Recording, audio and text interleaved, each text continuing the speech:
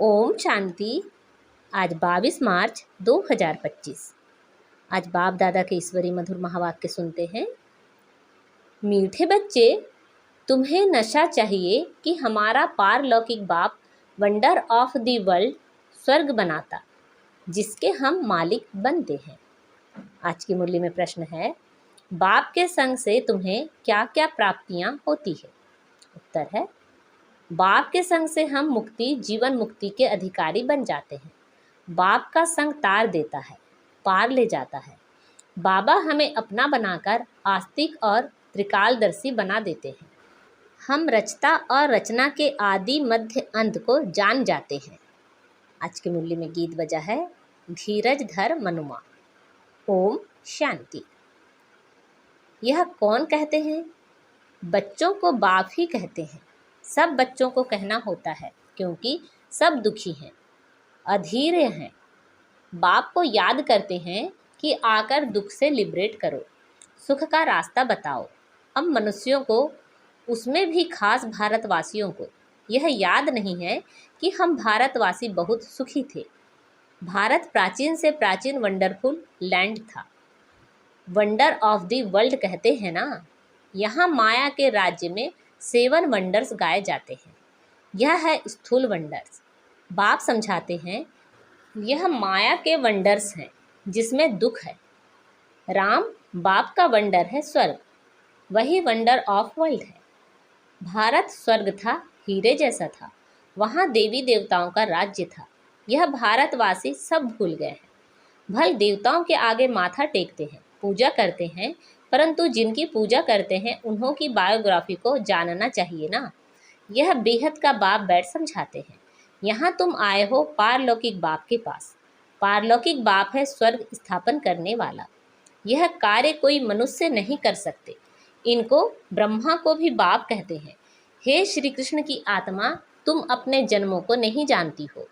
तुम श्री कृष्ण थे तो सतो प्रधान थे, फिर 84 जन्म लेते अभी तुम तमो प्रधान बने हो। भिन्न भिन्न नाम तुम्हारे पड़े हैं। अभी तुम्हारा नाम ब्रह्मा रखा है। ब्रह्मा सो विष्णु व श्री कृष्ण बनेगा। बात एक ही है। ब्रह्मा सो विष्णु, विष्णु सो ब्रह्मा। ब्रह्मा मुख वंशावली ब्राह्मण सो फिर देवता बनते हैं। फिर वही देवी देवता फिर शूद्र बनते हैं। अभी तुम ब्राह्मण बने हो। अभी बाप बैठ तुम बच्चों को समझाते हैं। यह है भगवान नुआज। तुम तो हो गए स्टूडेंट, तो तुमको कितनी खुशी होनी चाहिए, परंतु इतनी खुशी रहती नहीं है। धनवान धन के नशे में बहुत खुश रहते हैं ना। यहाँ भगवान के बच्चे बने हो तो भी इतना खुशी में नहीं रहते। समझते नहीं, पत्थर बुद्धि है ना। तकदीर में नहीं है तो ज्ञान की धारणा कर नहीं सकते। अब तुमको बाप मंदिर लायक बना रहे हैं, परंतु माया का संग भी कम नहीं है। गाया हुआ है, संग तारे कुसंग बोरे। बाप का संग तुमको मुक्ति, जीवन मुक्ति में ले जाता है। फिर रावण का कुसंग तुमको दुर्गति में ले जाता है। 5 विकारों का संग हो जाता है ना। भक्ति में नाम कहते हैं सत्संग, परंतु सीढ़ी तो नीचे उतरते रहते हैं। सीढ़ी से कोई धक्का खाएगा तो जरूर नीचे ही गिरेगा ना। सर्व का सदगति दाता एक बाप ही है। कोई भी होंगे, भगवान का इशारा ऊपर में करेंगे। अब बाप बिगर बच्चों को परिचय कौन दे? बाप ही बच्चों को अपना परिचय देते हैं। उनको अपना बनाए सृष्टि के आदि मध्य अंत का नॉलेज देते हैं। बाप कहते हैं, मैं आकर तुमको आस्तिक भी बनाता हूँ, त्रिकालदर्शी भी बनाता हूँ। यह ड्रामा है। यह कोई साधु संत आदि नहीं जानते। वह तो होते हैं हद के ड्रामा। यह है बेहद का। इस बेहद के ड्रामा में हम सुख भी बहुत देखते हैं तो दुख भी बहुत देखते हैं। इस ड्रामा में कृष्ण और क्रिश्चियन का भी कैसा हिसाब किताब है। उन्होंने भारत को लड़ाए, राजाई ली। अभी तुम लड़ते नहीं हो, वह आपस में लड़ते हैं, राजाई तुमको मिल जाती है। यह ड्रामा में नूंद है। यह बातें कोई भी जानते नहीं है। ज्ञान देने वाला ज्ञान का सागर एक ही बाप है, जो सर्व की सदगति करते हैं। भारत में देवी देवताओं का राज्य था तो सदगति थी। बाकी सब आत्माएं मुक्ति धाम में थी। भारत सोने का था, तुम ही राज्य करते थे।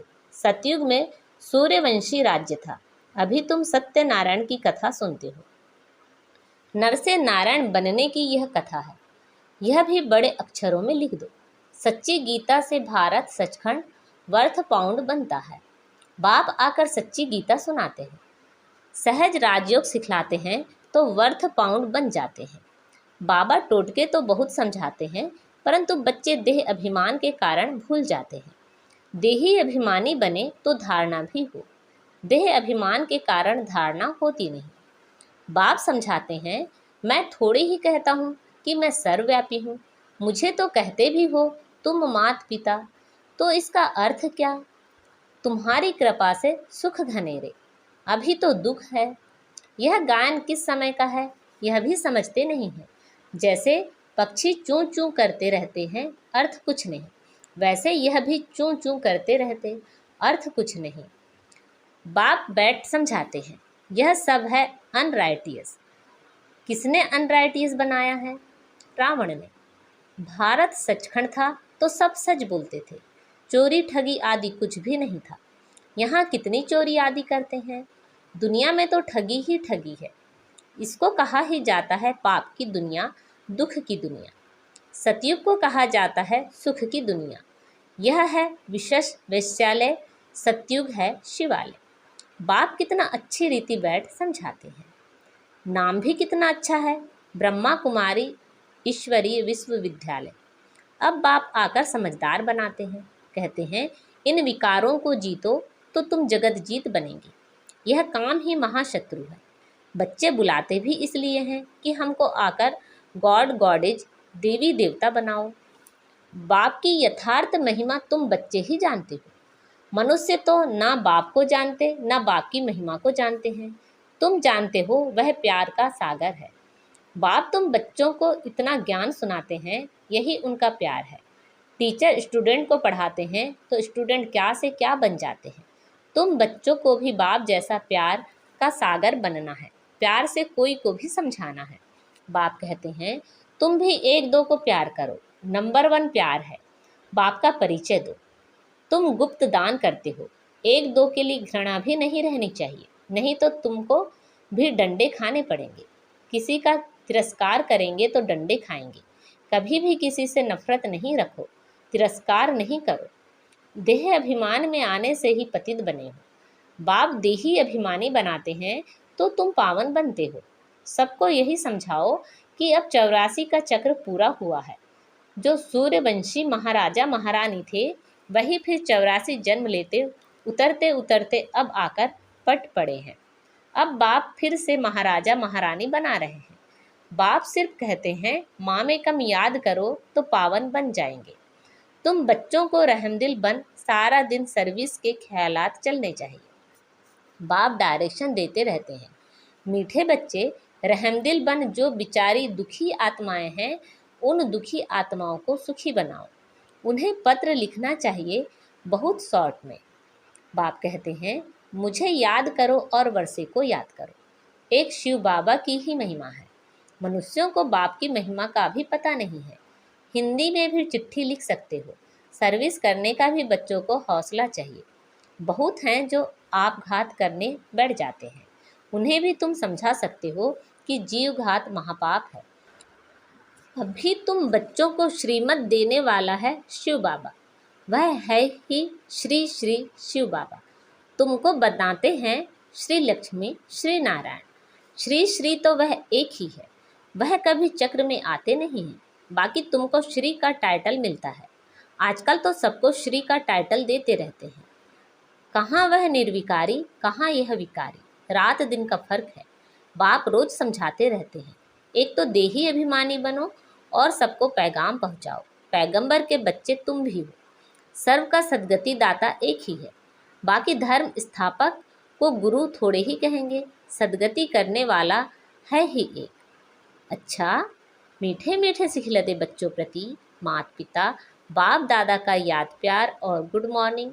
रूहानी बाप की रूहानी बच्चों को नमस्ते। हम सब रूहानी बच्चों की रूहानी माता पिता बाप दादा को याद प्यार, गुड मॉर्निंग और नमस्ते। आज की मुरली से धारणा के लिए मुख्य सार है, किसी से भी घृणा व नफरत नहीं करनी है। रहमदिल बन दुखी आत्माओं को सुखी बनाने की सेवा करनी है। बाप समान मास्टर प्यार का सागर बनना है। भगवान के हम बच्चे हैं, इसी नशे व खुशी में रहना है, कभी माया के उल्टे संग में नहीं जाना है, देही अभिमानी बनकर ज्ञान की धारणा करनी है। आज बाबा ने हमें वरदान दिया है, बाप समान वरदानी बन, हर एक के दिल को आराम देने वाले मास्टर दिलाराम भव। बाप समान वरदानी बन, हर एक के दिल को आराम देने वाले मास्टर दिलाराम भव। जो बाप समान वरदानी मूर्त बच्चे हैं, वह कभी किसी की कमजोरी को नहीं देखते, वह सबके ऊपर रहमदिल होते हैं। जैसे बाप किसी की कमजोरियां दिल पर नहीं रखते, ऐसे वरदानी बच्चे भी किसी की कमजोरी दिल में धारण नहीं करते। वे हर एक की दिल को आराम देने वाले मास्टर दिलाराम होते हैं। इसलिए साथी हो या प्रजा, सभी उनका गुणगान करते हैं। सभी के अंदर से यही आशीर्वाद निकलती है कि यह हमारे सदा स्नेही सहयोगी हैं। आज का स्लोगन है, संगम युग पर श्रेष्ठ आत्मा वह है जो सदा बेफिक्र बादशाह है। संगम युग पर श्रेष्ठ आत्मा वह है जो सदा बेफिक्र बादशाह है। अच्छा, आज मातेश्वरी जी के अनमोल महावाक्य सुनते हैं। ज्ञानी तू आत्मा बच्चों की भूल होने से 100 गुना दंड। इस अविनाशी ज्ञान यज्ञ में आए साक्षात परमात्मा का हाथ लेकर फिर कारणे अकारणे अगर उनसे विकर्म हो जाता है तो उसकी सजा बहुत भारी है। जैसे ज्ञान लेने से उनको 100 गुना फायदा है, वैसे ज्ञान लेते कोई भूल हो जाती है तो फिर 100 गुना दंड भी है। इसलिए बहुत खबरदारी रखनी है। भूल करते रहेंगे तो कमज़ोर पड़ते रहेंगे। इसलिए छोटी बड़ी भूल को पकड़ते रहो। आइंदे के लिए, आगे के लिए परीक्षण कर चलते चलो। देखो, जैसे समझदार बड़ा आदमी बुरा काम करता है तो उसके लिए बड़ी सज़ा है, और जो नीचे गिरा हुआ आदमी है कुछ बुरा काम करता है तो उसके लिए इतनी सज़ा नहीं है। अब तुम भी परमात्मा के बच्चे कहलाते हो तो इतने ही तुमको दैवी गुण धारण करने हैं। सच्चे बाप के पास आते हो तो सच्चा होकर रहना है। लोग कहते हैं परमात्मा जानी जाननहार है। अब ज्ञानी जाननहार का अर्थ यह नहीं है कि सबके दिलों को जानता है, परंतु सृष्टि रचना के आदि मध्य अंत को जानने वाला है। बाकी ऐसे नहीं, परमात्मा रचता, पालन करता और संहार करता है। तो इसका मतलब यह है कि परमात्मा पैदा करता है, खिलाता है और मारता है, परंतु ऐसे नहीं है। मनुष्य अपने कर्मों के हिसाब किताब से जन्म लेते हैं। इसका मतलब यह नहीं कि परमात्मा बैठ उनके बुरे संकल्प और अच्छे संकल्पों को जांचेगा। वे तो जानता है कि अज्ञानियों के दिल में क्या चलता होगा। सारा दिन मायावी संकल्प चलते होंगे और ज्ञानी के अंदर शुद्ध संकल्प चलते होंगे। बाकी एक एक संकल्प को बैठ थोड़े ही रीड करेगा। बाकी परमात्मा जानता है अब तो सबकी आत्मा दुर्गति को पहुंच चुकी है, उन्हों की सदगति कैसे होनी है, यह सारी पहचान जानी जाननहार को है। अब मनुष्य जो कर्म भ्रष्ट बने हैं, उन्हों को श्रेष्ठ कर्म कराना, सिखलाना और उनको कर्म बंधन से छुटकारा देना, यह परमात्मा जानता है। परमात्मा कहता है, मुझ रचता और मेरी रचना के आदि मध्य अंत की यह सारी नॉलेज को मैं जानता हूँ। वह पहचान तो तुम बच्चों को दे रहा हूँ। अब तुम बच्चों को उस बाप की निरंतर याद में रहना है, तब ही सर्व पापों से मुक्त होंगे, अर्थात अमरलोक में जाएंगे। अब इस जानने को ही जाने जाननहार कहते हैं।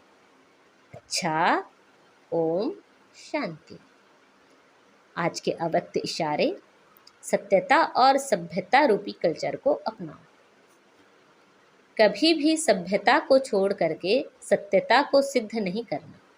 सभ्यता की निशानी है निर्माणता। यह निर्माणता निर्माण का कार्य सहज करती है। जब तक निर्माण नहीं बने तब तक निर्माण नहीं कर सकते। ज्ञान की शक्ति शांति और प्रेम है।